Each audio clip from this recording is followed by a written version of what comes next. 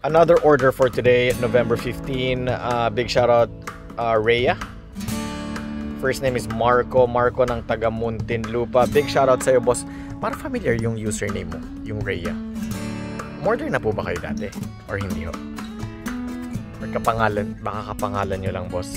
But anyway, boss Marco, just a quick video, ipaalam sa'yo na nakita at I'm going to accept your order now. No, in a while, darating na si JNT Express. No? Today, ano na ba? Mag alas 12 na ng tanghali.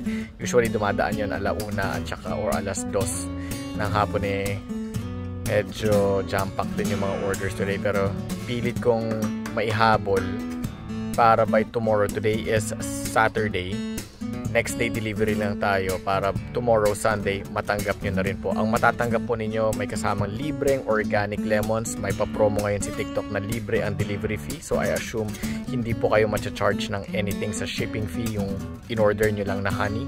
No? And as usual, cash on delivery tayo. Just a quick video para sa inyo, Boss Marco.